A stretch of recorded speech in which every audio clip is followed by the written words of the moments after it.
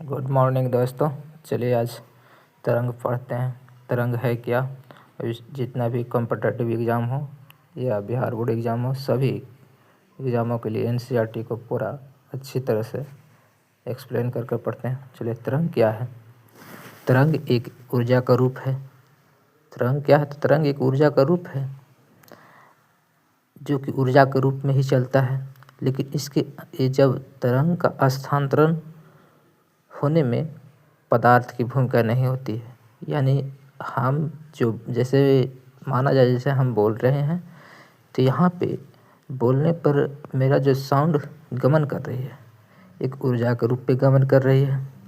तो इसमें गमन करने में ये जो हवा माध्यम में हम बोल रहे हैं, तो गमन करने में एक हेल्प भी कर रही है, लेकिन एक स्थान से दूसरे माध्यम के कण एक हेल्प को भी कर रही है, जो कि मेरे ध्वनि को संपीड़न विरलन के माध्यम से एक स्थान से दूसरे स्थान तक भेजने की काम कर रही है। लेकिन वो कम संपीड़न विरलन, यानी कि जब दबता है तो नज़दीक आएगी और विरलन दूर जाएगी, लेकिन फिर अपने स्थान पर आ जाता है। इस वजह से बोला गया कि स्थानांतरण नहीं होता है।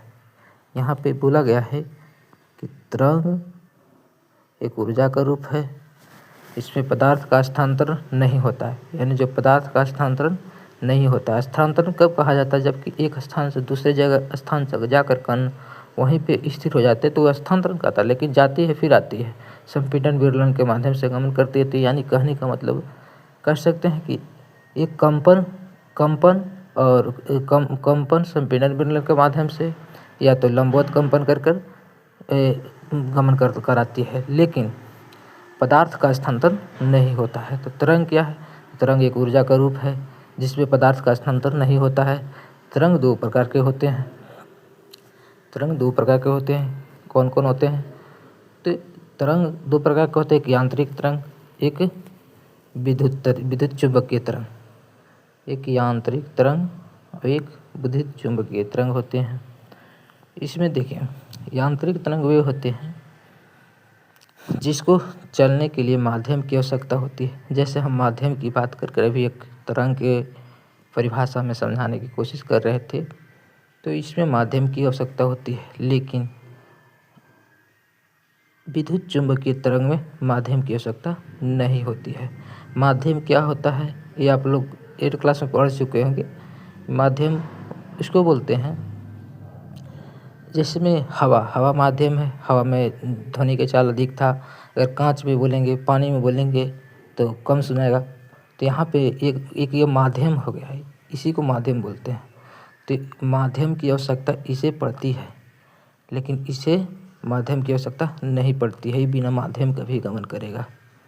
अगर निर्वात है और आप चले जाते हैं निर्वात में अगर बोलते हैं, तो यहाँ पे ध्वनि तो आपको सुनाई ही नहीं देगी, क्योंकि इसको माध्यम की आवश्यकता होगी।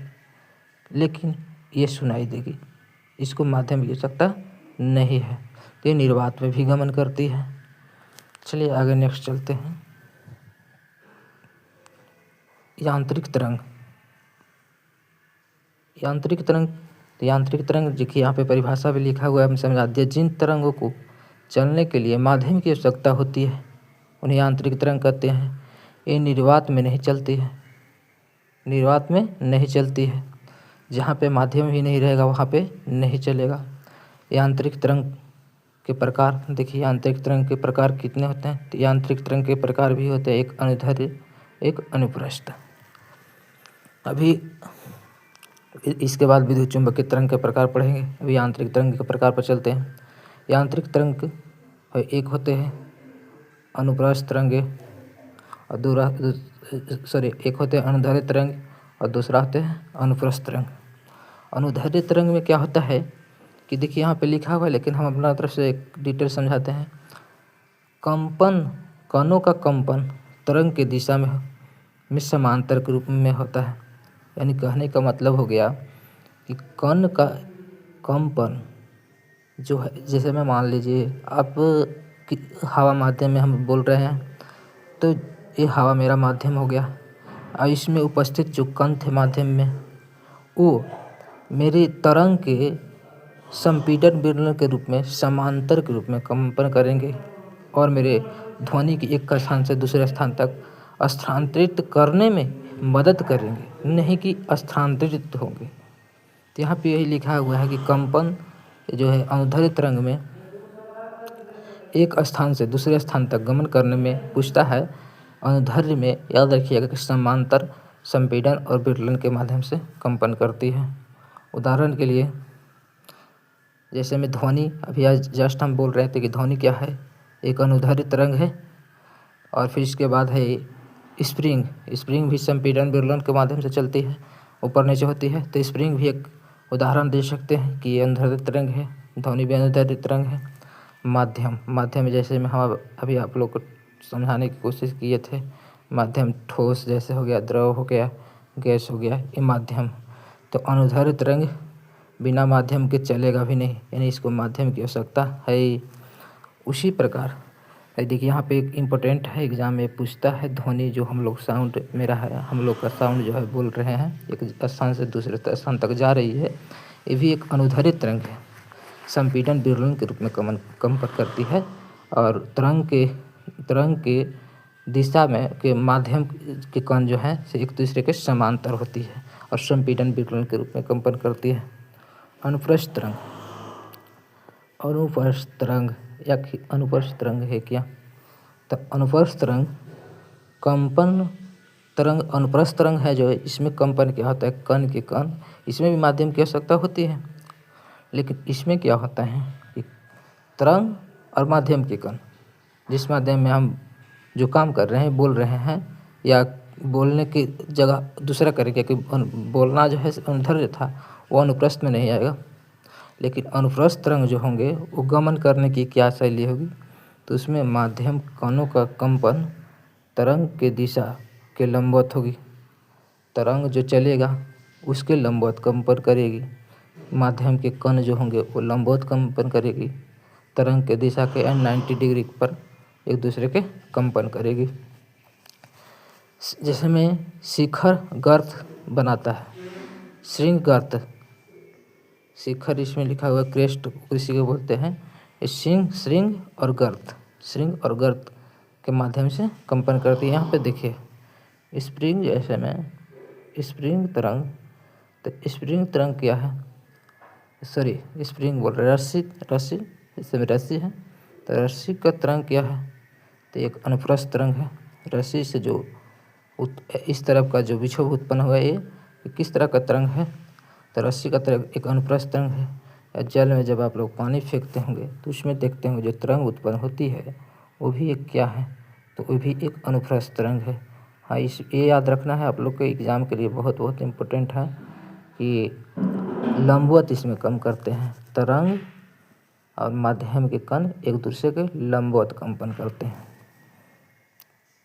ध्वनि अनुप्रस्थ तरंग नहीं है, याद रखिएगा, क्योंकि ध्वनि अनुदैर्ध्य तरंग है, आप लोग को बता चुके हैं।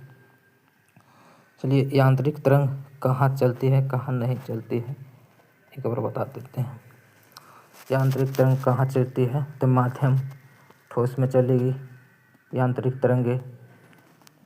तरंगे समझ रहे हैं, यांत्रिक तरंग दो प्रकार थी, अनुप्रस्थ और अनुदैर्ध्य अनुप्रस्थ दो थी। तो ये दोनों को यांत्रिक तरंग की बात हो रहा है, एक विद्युत चुंबकीय तरंग, तो तरंग दो तरह के, यांत्रिक तरंग, विद्युत चुंबकीय तरंग। लेकिन विद्युत चुंबकीय तरंग का जो था उसमें विद्युत चुंबकीय तरंग उसको चलने के लिए माध्यम की आवश्यकता नहीं होती, तो हम लोग इसका बात नहीं कर रहे हैं विद्युत चुंबकीय के, हम लोग अभी इसका बात कर रहे हैं यांत्रिक तरंग के। तो यांत्रिक तरंग है ठोस में चल सकती है, द्रव में चल सकती है, गैस में चल सकती है, लेकिन निर्वात में नहीं चलेगी।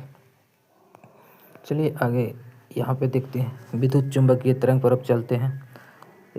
विद्युत चुंबकीय तरंग क्या है, तो विद्युत चुंबकीय तरंग जिन तरंगों को चलने के लिए माध्यम की आवश्यकता नहीं होती है उन्हें विद्युत चुंबकीय तरंग कहते हैं। जैसे हम बोले अभी जस्ट समझा रहे थे कि जिसका माध्यम की आवश्यकता नहीं होता वो विद्युत चुंबकीय तरंग कहलाता है।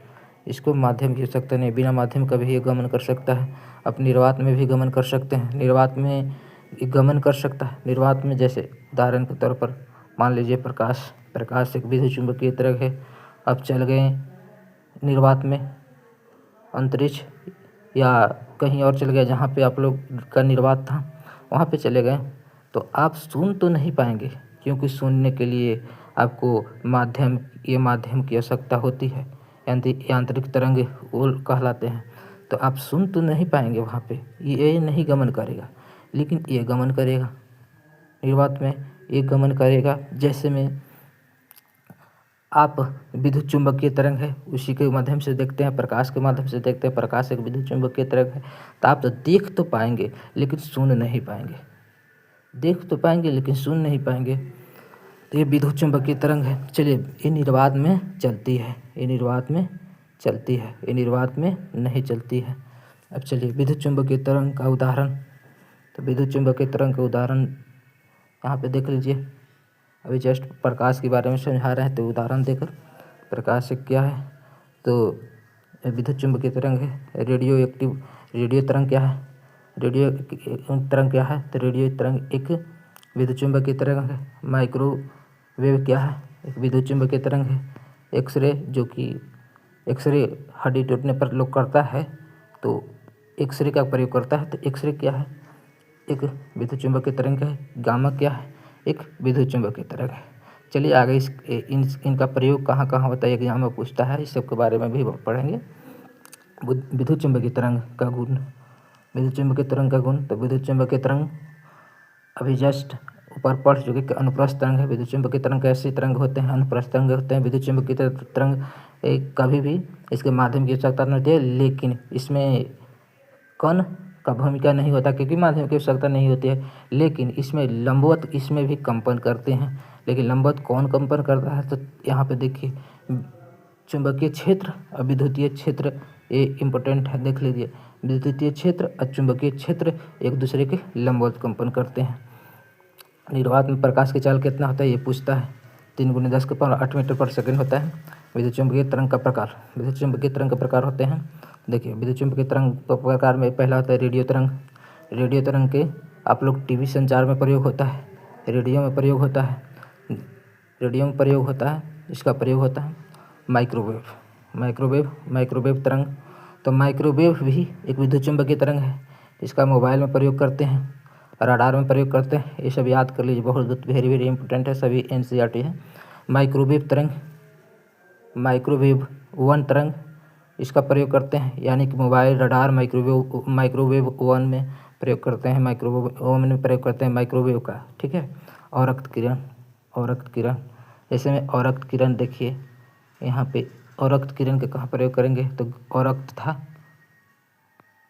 किरण था तो गर्म वस्तु से निकलती रिमोट में, जिसमें हम लोग टीवी में जो रिमोट का प्रयोग करते हैं, वहाँ पे किसका प्रयोग करते हैं, रिमोट जो है रिमोट कंट्रोल, इसमें किसका प्रयोग करते हैं, तो औरक्त किरण का प्रयोग करता है। गर्म वस्तु को निकलता है, वहाँ पे कौन सा किरण निकलता है, तो औरक्त किरण निकलते हैं। अब चलिए दृश्य प्रकाश किरण पर चलते हैं। दृश्य प्रकाश किरण जिसे हम लोग देख सकते हैं, ठीक ना, जिसे मानव देख सकती है, इसको बोलते हैं दृश्य प्रकाश किरण। परावैंगनिक किरण में सूर्य से परावैंगनिक किरण, आप लोग सुने होंगे कि ऊपर में ओजोन परत हम लोग का सूर्य के परावैंगनिक किरण को रोकता है, नहीं तो त्वचा में कैंसर हो सकता है। अधिकतर अगर उसका ओजोन परत अच्छा ज़्यादा हो गया तो अधिक मात्रा में कैंसर बढ़ जाएगा, तो यहाँ पे त्वचा कैंसर होगा। तो वही चीज़ यहाँ पे लिखा हुआ है परावैंगनिक किरण। परावैंगनिक किरण भी क्या है, एक तरह से एक तो विद्युत चुम्बकीय तरंग है, सूर्य से निकलती है। त्वचा रोग, विटामिन डी, ये सभी जैसे इसका अथी है। अब यहाँ पे देखिए एक्सरे किरण, तो एक्सरे किरण क्या है, तो एक्सरे किरण हड्डियों की जांच में प्रयोग होता है। अभी जस्ट बताए थे ऊपर में, एक्सरे किरण का प्रयोग हड्डियों की जांच में प्रयोग होता है। गामा किरण का प्रयोग कहाँ होता है, सबसे अधिक ऊर्जा, गामा किरण में सबसे अधिक ऊर्जा होता है, इसका कैंसर के उपचार में प्रयोग होता है। गामा किरण का कहाँ प्रयोग करते हैं, तो कैंसर किसी व्यक्ति को हो गया तो उसका उपचार में प्रयोग करता है गामा किरण के। लेकिन देखा जाए ये सब 6-7 जो तरंग बताए हैं विद्युत चुम्बकीय तरंग, उसमें से सबसे अधिक ऊर्जा इसी की होती है, गामा किरण के। अब यहाँ से गामा, एक्सरे, परावैंगनिक क्रम में बैठा सकते हैं। चलिए नीचे क्रम भी दिया हुआ है, बता देते हैं। विद्युत चुम्बकीय तरंग कहाँ चलती है, माध्यम ठोस, हाँ चलेगी, ठोस में चलेगी, गमन करेगी, ठोस में भी गमन करेगी और द्रव में भी गमन करेगी विद्युत चुम्बकीय तरंग, और निर्वात में भी गमन करेगी। अब देखिए गैस में भी गमन करेगी और निर्वात में भी गमन करेगी, यहाँ बताया हुआ है। अब चलिए यांत्रिक बनाम विद्युत चुम्बकीय तरंग दोनों की तुलना कर लेते हैं। माध्यम की आवश्यक, हाँ इस माध्यम की आवश्यक है विद्युत चुम्बकीय तरंग, इसमें माध्यम की आवश्यकता नहीं होती है। निर्वात निर्वात में गमन करेगी, नहीं करेगी यांत्रिक तरंगे, हाँ ये करेगी विद्युत चुम्बकीय तरंगे। ध्वनि यांत्रिक तरंगे का उदाहरण है। ध्वनि क्या दिया है, यांत्रिक तरंगे का उदाहरण है। ध्वनि उदाहरण ही दिया हुआ है। ध्वनि क्या है, तो एक यांत्रिक तरंग के उदाहरण है। विद्युत चुम्बकीय तरंग का उदाहरण है, पहले भी बता चुके हैं। तरंग के प्रकार इसमें यांत्रिक तरंग में होता है अनुदैर्ध्य, अनुप्रस्थ तरंगे। अनुदैर्ध्य बताए थे संपीड़न विरलन के माध्यम से, ये एक दूसरे के लंबवत होता है, लंबवत कंपन करते हैं। कण तरंग की तुलना में लंबवत समांतर संपीड़न विरलन के माध्यम से। संपीड़न कहते हैं दबाना को, विरलन कहते हैं दूर हटना, है ना। संपीड़न विरलन के माध्यम में केवल अनुप्रस्थ तरंग में ये होता है। किस तरह का होता है, केवल अनुप्रस्थ तरंग होते हैं। अब आगे चलते हैं, यानी कि विद्युत चुम्बकीय तरंग के बारे में किसी के बारे में एक्स किरण हो गया, गामा हो गया, कोई देखकर अगर पूछे अदृश्य किरण हो गए, दृश्य किरण हो गए, ये अगर पूछ देते हैं, और रक्त किरण पूछ देते हैं, तो डायरेक्ट आप लोग को जवाब देना है कि अनुप्रस्थ तरंग है। परीक्षा के लिए इम्पोर्टेंट है कि ध्वनि कैसी तरंग है, यांत्रिक तरंग है। प्रकाश विद्युत चुम्बकीय तरंग है। ध्वनि निर्वात में नहीं चलती है। ध्वनि कहाँ नहीं चलती है, ध्वनि निर्वात में नहीं चलती है।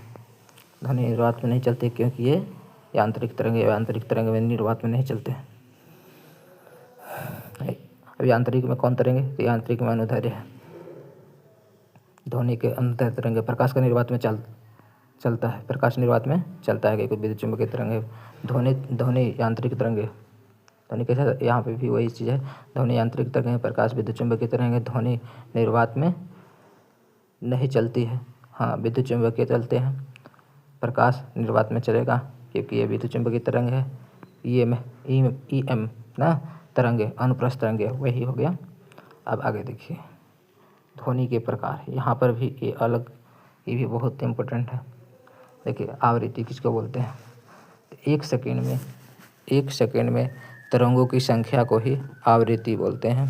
इस इकाई हर्ट्ज होता है, इसका इकाई क्या होता है, हर्ट्ज होता है। आवृत्ति की इकाई हर्ट्ज होता है। श्रव्य ध्वनि जिसे मनुष्य सुन सकता है उसे श्रव्य ध्वनि कहते हैं। श्रव्य ध्वनि का सीमा होता है 20 हर्ट्ज से लेकर 20,000 हर्ट्ज तक होता है। मनुष्य का कान देखिए यहाँ पे याद रखना है, मनुष्य कान इसी सीमा की ध्वनि को सुन सकता है। इसके सीमा के न कम और न ऊपर सुन सकता है। उदाहरण के लिए होगा बातचीत, फुसफुसाहट, संगीत, घंटी, आवाज़। चलिए आगे चलते हैं, ये परीक्षा के लिए इम्पोर्टेंट है। 20 हर्ट्ज से लेकर 20,000 हर्ट्ज, 20 किलो हर्ट्ज जो हो गया। अब आगे चलिए, अब श्रव्य ध्वनि जिसे मनुष्य नहीं सुन सकता है, ये ध्वनि को हम लोग मनुष्य नहीं सुन सकते हैं।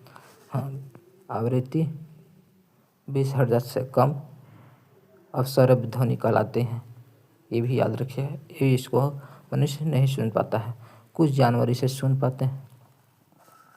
उदाहरण के लिए ये जो हैं इस ध्वनि को सुन सकते हैं। जो 20 हर्ट्ज से कम का ध्वनि रहेगा उसे हाथी सुन सकता है, बैल सुन सकता है, भूकंप उत्पन्न होता तरंगे को भी सुन सकती है।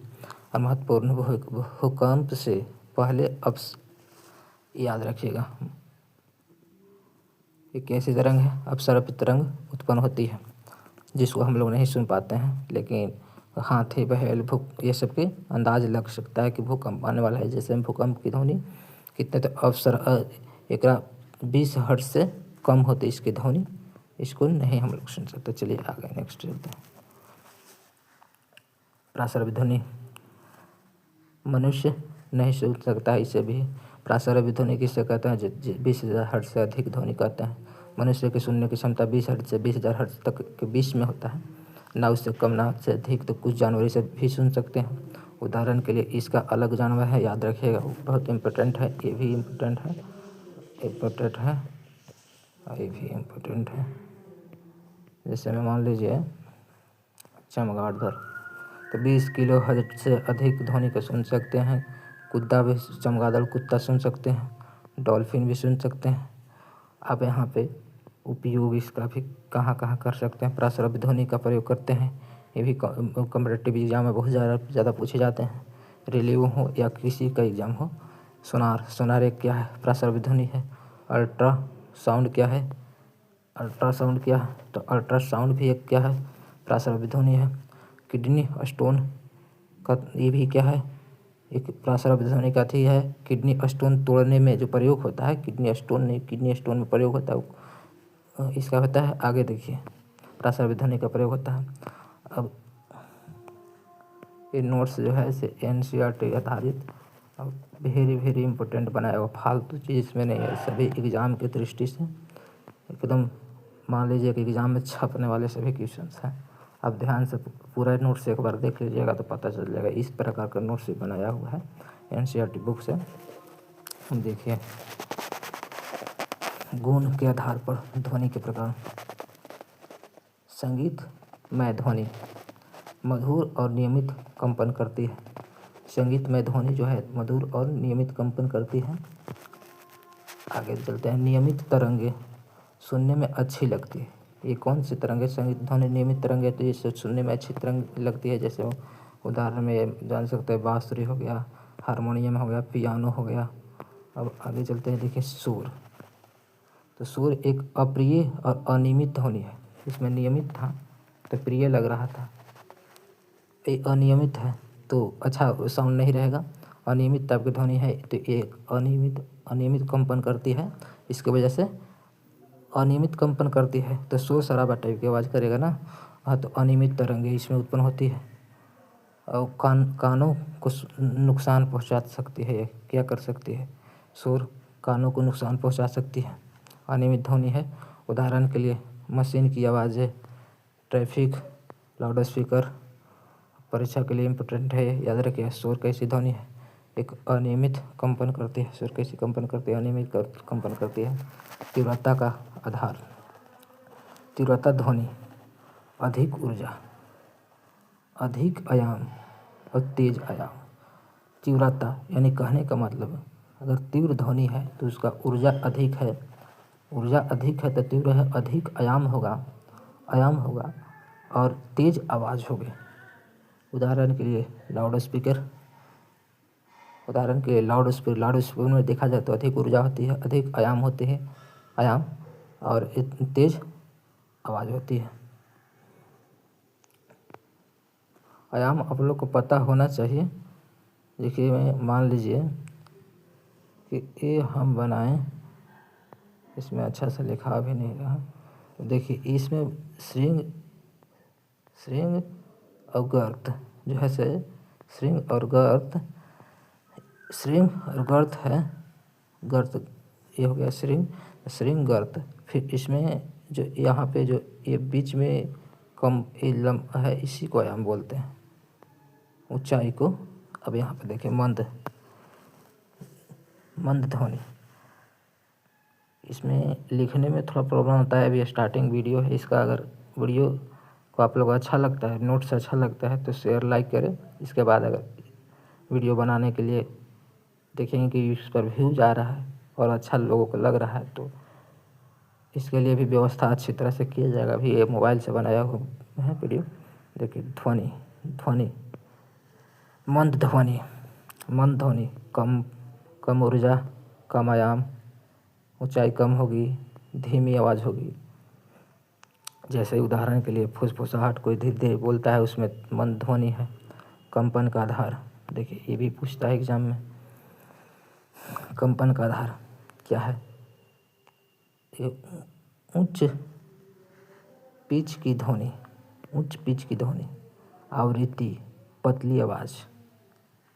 आवृत्ति होता है 1 सेकंड में कंपन की संख्या, पतली आवाज़, सुरीली, तो बच्चों की आवाज़, ठीक है। पिच से ही निर्धारण करते हैं, पिच की ध्वनि से, ठीक है, या पिच की ध्वनि से ही हम लोग आवाज़ का निर्धारण कर सकते हैं। पतली आवाज़, मोटी आवाज़ पिच के से निर्धारण होती है, याद रखिएगा। जैसे मैं पूछता है कॉम्पिटिटिव एग्ज़ाम में कि महिलाओं की आवाज़, पुरुषों की आवाज़, तो ये किसके कारण अंतर हम लोग को दिखने को मिलता है। पिच, आवृत्ति, 1 सेकंड में कंपनों की संख्या, जैसे में ऐसे हो गया, एक कंपनों की संख्या हो गया। अब देखिए निम्न पिच, कम आवाज़, भारी आवाज़। निम्न पिच की ध्वनि किसको बोलते हैं? जिसमें निम्न पिच, जिसमें कम आवाज़ आवृत्ति होती है और भारी आवाज़ होता है। जैसे हम लोग यहाँ पे देखिए उदाहरण दे भी दिया है, पुरुष हम लोग का क्या होता है, और यहाँ पे बच्चा दिया है तो महिला भी लेकर चलते, महिला को भी बोल सकते हैं। पुरुष की आवाज़ तो ये होता है कम आवृत्ति और भारी आवाज़ होता है। तो पिच के माध्यम से महिला पुरुष की आवाज़ों का अंतर हम लोग निकाल सकते हैं। चलिए अब ध्वनि पूरी जितना भी एग्ज़ाम में पूछ सकता है, NCERT लेवल का, चाहे अभी वर्तमान में रेलवे ग्रुप डी का एग्ज़ाम चल रहा हो या किसी भी कॉम्पिटिटिव का हो, एकदम पूरा जो है इसी से आ सकता है, क्योंकि ये अलग से नहीं है, सिर्फ NCERT नोट्स, NCERT बुक से ही छाट कर लिख कर एक नोट्स तैयार किया गया है, ठीक है। ध्वनि एक यांत्रिक तरंग है, ध्वनि निर्वात में नहीं चलती है। ध्वनि एक यांत्रिक तरंग है, ध्वनि निर्वात में नहीं चलती है, ध्वनि की कंपन से उत्पन्न होती है। ये सब आप लोग याद कर लीजिएगा। चलिए अब अगर नोट्स अच्छा लगता है तो प्लीज़ आप लोग इसको लाइक, सब्सक्राइब और शेयर करें दोस्तों तो जिनको ये ज़रूरत है। और अभी अगर आप लोग का एग्ज़ाम है रेलवे ग्रुप डी का तो और वेरी इम्पोर्टेंट है, जिसको एक बार देख कर जाइए। यहाँ से क्वेश्चन ध्वनि से भी पूछ रहा है, तो इससे आपको अगर ध्वनि चैप्टर से पूछ दिया क्वेश्चन, फिर हाँ पिछले शिफ्ट में बहुत सारे शिफ्टों में पूछे हैं, लेकिन अगला शिफ्ट में पूछ दिया तो पक्का है कि आपका एग्ज़ाम में टकरेगा, क्योंकि इसमें पूरा NCERT जितना भी पूछता है सब बता दिए हैं।